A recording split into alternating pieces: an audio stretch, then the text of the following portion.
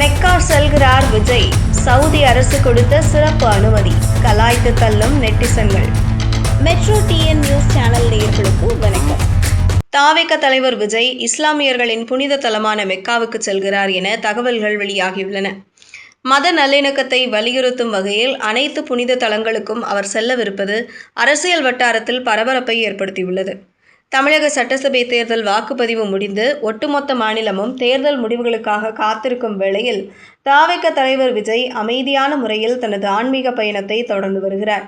திருச்செந்தூர் முருகன் கோவில், ஷீரடி சாய்பாபா ஆலயம் என இதன் தொடர்ச்சியாக இஸ்லாமியர்களின் புனித தலமான மெக்காவுக்கு விஜய் செல்ல திட்டமிட்டிருப்பதாக தகவல்கள் கிடைத்துள்ளது.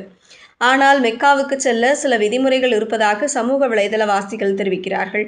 இஸ்லாமியர் அல்லாதவர்கள் மெக்கா செல்ல முடியாது என்றும் சிலர் தெரிவிக்கிறார்கள். ஹஜ் பயணம் தொடங்கும் போதுதான் மெக்கா செல்ல முடியும், நினைத்த நேரத்திற்கு செல்ல முடியாது என்றும் நெட்டிசன்கள் சொல்கிறார்கள். விஜயின் இந்த தொடர் ஆன்மீக பயணங்கள் வெறும் வேண்டுதல்கள் மட்டுமல்ல, அவை ஒரு தெளிவான அரசியல் செய்தியை சுமந்து நிற்பதாக ஆய்வாளர்கள் கூறுகின்றனர். வெற்றி நிச்சயம் என்ற நம்பிக்கையில் இருக்கும் தாவேக தொண்டர்கள் விஜயின் இந்த ஆன்மீக டூர் புகைப்படங்களை இணையத்தில் வைரலாக்கி வருகின்றனர். செய்திகளை உடனுக்குடனும் துல்லியமாகவும் தெரிந்து கொள்ள மெட்ரோ டிஎன் நியூஸ் சேனலை ஃபாலோ பண்ணுங்க.